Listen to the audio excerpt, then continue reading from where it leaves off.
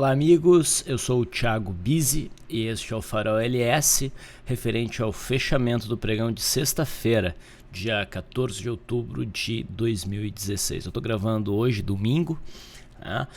Peço desculpas por não ter conseguido gravar antes de disponibilizar o Farol ainda na sexta, dessa vez não deu. Tá? Então o Farol aqui é onde eu trago as minhas impressões em relação ao mercado e serve para nos dar uma ajuda na leitura do mercado para o pregão da segunda-feira. É importante lembrar que essa segunda-feira, pessoal, a gente teve essa troca de horário, a gente entrou no horário de verão, então há uma troca no horário também da Bolsa. Tá? Então, a partir de segunda-feira, dia 15, tá? A alteração que ocorre é que o mercado à vista passa a ter 1 hora a mais de negociação. Então a gente inicia no mesmo horário, mas ao invés do mercado fechar às 5 horas da tarde, ele fecha às 18 horas junto com os mercados futuros. Ok? Isso é bom para day trade, né? Dá um horizonte de tempo um pouco maior para as operações. Vamos então às movimentações do mercado. Sexta-feira foi um dia de alta, era esperado. Neste engolfo de baixa que nós tivemos no índice Bovespa no dia 11, a gente imaginou realmente um movimento corretivo. Ele aconteceu buscando o topo anterior, foi muito rápido, foi muito curto no tempo. O mercado já fechou a quinta-feira sinalizando retomada de um movimento de alta. E esse movimento aconteceu então na sexta-feira. Como eu disse no último farol, por mais que isso aqui fosse uma correção muito curta, o cenário do gráfico futuro não parecia ser uma correção tão curta, já dava para imaginar a retomada do movimento e provavelmente o mercado retomaria. Seria possível sim o mercado insistir um pouquinho mais no movimento de queda, buscar melhor o teste desse topo anterior e da LTA, que é bem importante para o nosso mercado, mas esse não parecia ser o cenário mais provável. Bom, com esse movimento de alta que nós tivemos na sexta-feira, o índice Bovespa finalmente tocou nos 62 mil pontos.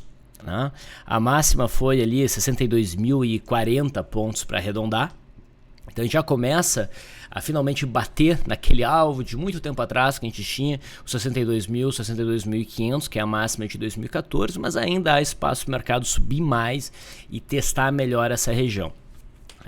Eu venho afirmando, principalmente do início de outubro para cá, que o cenário do mercado envezou para alta forte, para alta firme.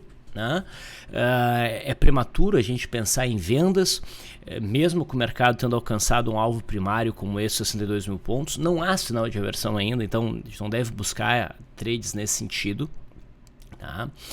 A expectativa é por manutenção de alta, talvez o mercado até rompa os 62 mil pontos, principalmente quando a gente olha o gráfico semanal.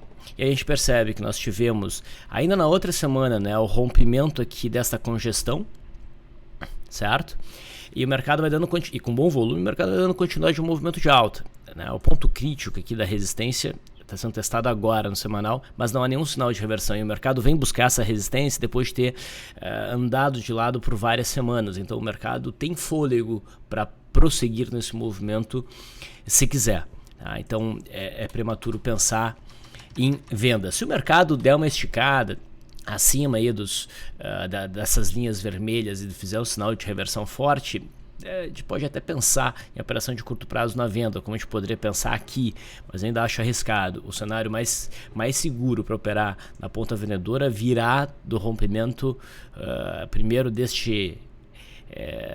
desta LTA, idealmente com pivô de baixa. Então o mercado segue apontando firme para alta, ok? O contrato WINZ16 também, quando eu dizia que aqui a correção não parecia ser tão curta, essa correção que a gente teve, e o mercado se apoiava melhor na resistência rompida, agora fica claro por quê. Realmente aqui tem uma cara mais usual de processo de pullback. A gente teve até a retomada de uma operação de compra que a gente iniciou no contrato anterior, o WINV, agora está operando no WINZ.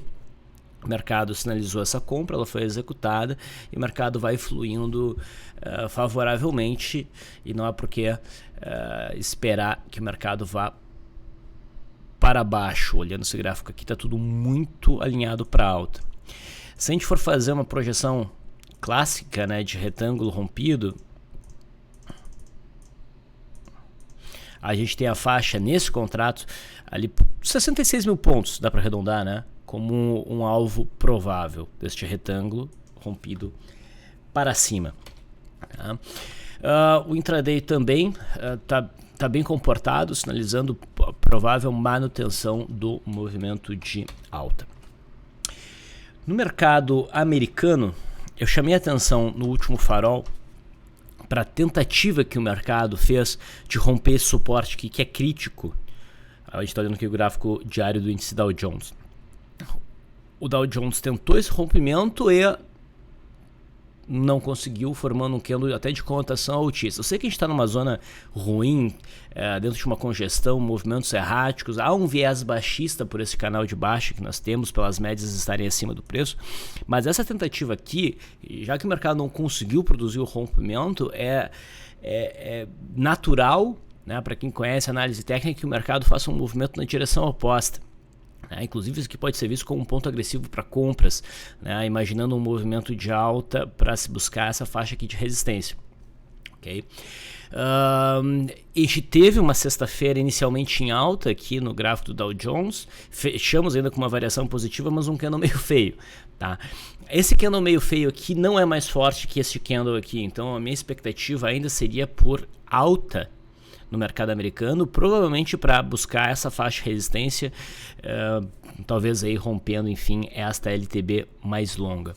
Tá? Então não tem nada definido no mercado americano, mas eu vejo um cenário que favorece o movimento de alta no curtíssimo prazo. E se o índice Dow Jones recuar, tá? A gente só vai ter, na verdade, um gatilho vendedor, um sinal significativo de queda, se essa zona aqui de fato for rompida. Tá? O mercado pode até cair um pouco mais, mas essa zona aqui de suporte é bem importante. Tá? Então, na minha leitura, nesse momento, o mercado americano ainda favorece a manutenção do movimento de alta. Esse é o gráfico semanal do índice Dow Jones. Ele testou então mais uma vez esse topo anterior, a média móvel de 21 períodos, e ainda está respeitando. Não fechou bonito, não fechou com uma cara de alta, tá?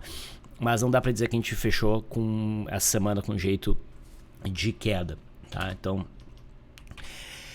intenções baixistas só devem existir a partir deste rompimento aqui. No S&P, mesma coisa. Aqui é o gráfico futuro mini do S&P 500. Também houve o teste de uma zona de suporte, não houve o rompimento. O mercado também iniciou um movimento de alta. Não fechou tão feio quanto o índice Dow Jones. Tá? A gente está em cima de um patamar de suporte. Minha expectativa é, por insistência, num movimento de alta, buscar essa faixa de resistência aqui. Okay? Então, o mercado americano, para mim, ainda sinaliza um favorecimento no curtíssimo prazo para a alta. O dólar me chama bastante atenção. O gráfico perpétuo do dólar sem qualquer ajuste. Tá? A gente vê o dólar desde a metade de setembro com uma pressão vendedora, né? Desde que a gente teve esse rompimento falso, lembra? A gente imaginou, eu imaginei, né? Um pivô de alta, eu estava altista para o dólar, imaginava a possibilidade do dólar vir buscar essa região. Quando houve a frustração desse rompimento de pivô, o que eu mencionei, que o cenário mais provável era um período de congestão respeitando esse suporte e essa resistência formada. Desde então a gente vem num movimento arrastado de queda, vindo buscar o suporte. O suporte foi testado entre quinta e sexta-feira, sendo que na sexta-feira o dólar conseguiu produzir uma reação a esse suporte, uma reação que veio com bom volume, que indica muito possivelmente a marcação de um fundo no curto prazo. Tá? Então não houve, pelo menos no meu entendimento, o rompimento desse suporte no dólar, e assim como no mercado americano, aquele teste, a tentativa de rompimento que não teve sucesso, tende a levar a um movimento de alta. Então a gente tem aqui, do ponto de vista de padrão de candles, né, a gente tem um piercing pattern, com boas características. A superação da máxima para os mais agressivos pode ser visto como operação na ponta compradora.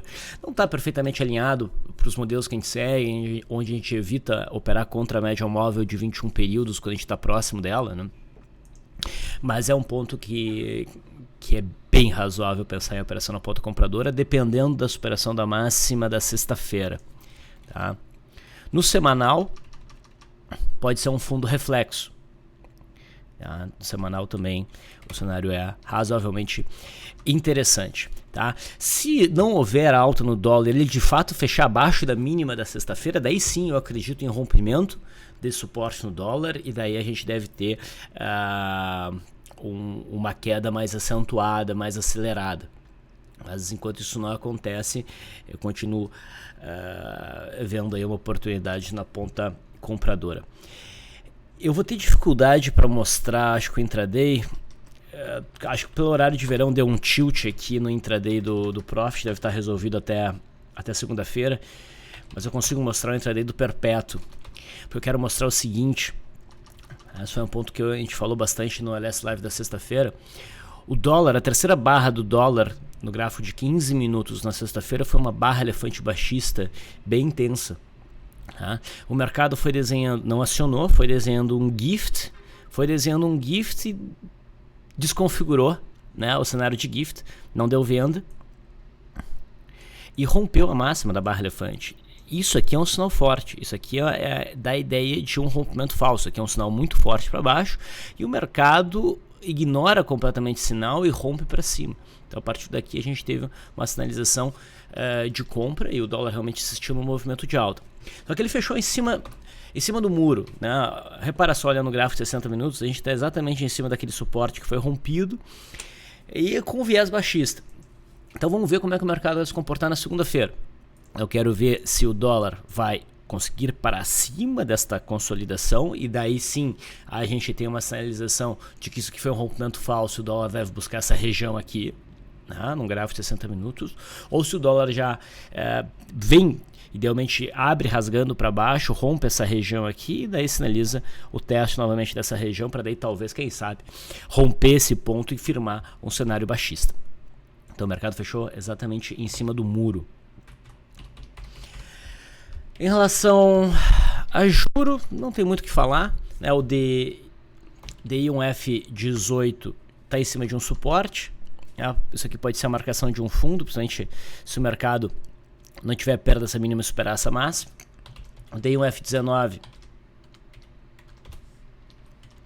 não tem um gráfico muito bonito e o DI1F25 também não dá nenhum sinal mais consistente de ele segue direcionado para baixo. Então é o contrato mais curto que está um pouquinho mais interessante para um repique no curto prazo. Então é isso, pessoal. Essa é a minha leitura para esses principais gráficos. Eu encerro essa primeira parte do Farol aqui. A segunda parte, a gente fala das ações e das recomendações de compra e de venda, é restrita a clientes da LS Análise. Ok? Grande abraço, até segunda-feira.